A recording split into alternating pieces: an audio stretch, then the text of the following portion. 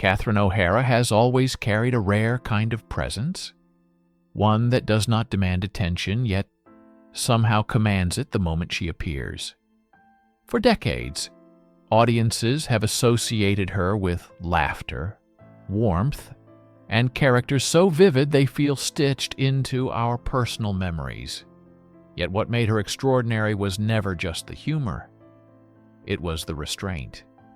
In an industry that thrives on exposure, confession, and constant noise, O'Hara mastered the art of dignity and distance. She understood that mystery can be a form of strength. While others chased headlines, she chose longevity. While others explained themselves endlessly, she let the work speak. This quiet power shaped how the world came to know her, not as a celebrity craving validation, but as an artist deeply committed to craft. Her career reminds us that impact does not always come from volume. Sometimes it comes from precision, patience, and the courage to remain private in a culture that rewards oversharing. Growing up, where humor was survival, long before Hollywood sets and award stages, Catherine O'Hara learned comedy at the dinner table. Raised in a large, lively household in Toronto, she quickly discovered that humor was not simply entertainment, but a way to connect, to be heard, and to survive the noise of family life. In that environment, timing mattered, observation mattered, listening mattered. These early lessons shaped the performer she would become. Comedy was never about stealing the spotlight. It was about understanding people. That sensitivity followed her into adulthood, informing her ability to disappear into characters rather than perform above them. When she later entered the improvisational world, she carried this grounding with her. She did not arrive as someone seeking fame, but as someone who understood collaboration. That foundation explains why her performances feel lived in rather than performed. They carry the rhythm of real life, shaped by a childhood where humor was woven into everyday survival. The crucible of improvisation. The improvisational stage is unforgiving, and Catherine O'Hara stepped into it during a time when the space was especially demanding. Working alongside future legends, she refined her instincts under pressure, learning how to adapt, listen, and elevate others in real time. This period was not glamorous, but it was transformative. Improvisation taught her humility, resilience, and trust in the unexpected. She did not dominate scenes through volume or force. She shaped them through precision and emotional intelligence. These years quietly built the foundation for everything that followed. While audiences would later marvel at her characters, the roots of that brilliance were forged in rooms where nothing was guaranteed. Every laugh had to be earned. Every moment had to be honest. This training explains why her work never feels rehearsed, even when meticulously crafted. It carries the pulse of someone who learned to think on her feet and feel her way forward. Becoming a familiar face without losing herself. When Catherine O'Hara entered mainstream cinema, she did so without surrendering her identity. Roles that could have been one note became layered through her careful choices. She understood how to ground even the most heightened characters in emotional truth. Over time, she became a familiar presence in households around the world, especially through films that defined family viewing traditions. Yet fame never seemed to alter her priorities. She did not chase celebrity culture or cultivate a public persona disconnected from her work. Instead, she allowed audiences to know her through characters rather than interviews. This balance is rare and difficult to maintain. It requires discipline and confidence, especially when public recognition grows. O'Hara demonstrated that it is possible to be beloved without being overexposed. Her career during these years reflects an artist who understood that staying grounded is often more valuable than staying visible at all costs. Perfection, nerves, and the weight of craft. Behind the effortless performances lay an intense commitment to excellence. Catherine O'Hara has often been described by collaborators as deeply focused, exacting, and quietly demanding of herself. Comedy, for her, was not casual. It was precise work that required constant adjustment and emotional awareness. This seriousness sometimes manifested as nerves, a sign not of weakness, but of care. She understood the responsibility that comes with making people laugh, especially when laughter offers relief during difficult times. Rather than coasting on natural talent, she treated each role as a responsibility to the audience.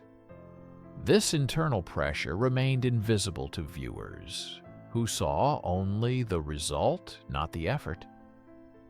Her perfectionism was not about control, but about respect for the craft. It is one of the reasons her performances resonate long after the scene ends. They carry the weight of someone who never took the audience for granted. A late career renaissance done her way. When many performers slow down, Catherine O'Hara entered a remarkable new chapter. Her later work introduced her to an entirely new generation, proving that relevance is not tied to age but to authenticity. These roles were bold, stylized, and fearless, yet still anchored in emotional truth. What made this period special was not just acclaim, but intention. She did not reinvent herself to fit trends. She amplified what had always been there: the confidence, the timing, the restraint. This renaissance felt earned, not manufactured.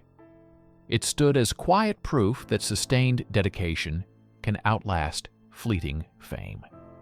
Rather than chasing youth, she leaned into experience. Audiences responded because it felt honest. This phase of her career reframed what longevity in entertainment can look like.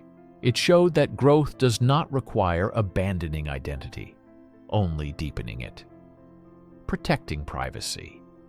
In a noisy industry, one of the most defining aspects of Catherine O'Hara's career has been her refusal to surrender her private life to public consumption. In an industry that often treats personal struggle as currency, she chose boundaries. This was not avoidance, it was intention.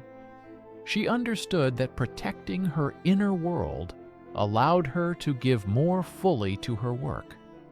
Colleagues have often noted her ability to remain present without being exposed. She did not confuse accessibility with authenticity. By maintaining this separation, she preserved a sense of self beyond the roles she played. This choice likely cost her certain opportunities, but it also preserved her longevity. Her example challenges the assumption that relevance requires constant visibility. Instead, she demonstrated that silence can be a form of self-respect. In choosing privacy, she modeled a healthier relationship with fame, one grounded in balance rather than consumption. Influence that extends beyond the screen. Catherine O'Hara's impact cannot be measured solely by performances or accolades. It lives in the people she influenced, mentored, and inspired through quiet example. Younger actors often describe learning simply by watching how she worked, how she listened, and how she carried herself on set. She did not teach through speeches, but through consistency. Her professionalism set a standard that elevated those around her. This influence extends beyond acting into how creative spaces can feel when respect leads the process. She showed that generosity does not require spectacle. Sometimes it is found in preparedness, kindness, and patience. Her legacy includes not just characters, but culture. A way of working that prioritizes collaboration over ego. In an industry often defined by urgency, she offered steadiness. That influence will continue long after individual roles fade, embedded in the practices of those who learned by standing beside her. What her journey asks of us. The story of Catherine O'Hara ultimately invites reflection rather than spectacle.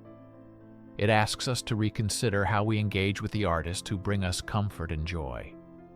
It reminds us that behind every performance is a human being managing effort, doubt, discipline, and time. Her career encourages appreciation without entitlement and admiration without intrusion. She gave generously, but on her own terms. That balance is part of what makes her work endure.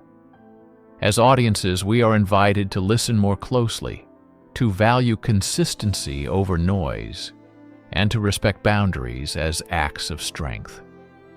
Her journey shows that a life in the spotlight does not have to mean a life without privacy. In honoring her work, we also honor the quiet courage it took to sustain it. Her legacy is not just laughter, but the grace with which it was offered.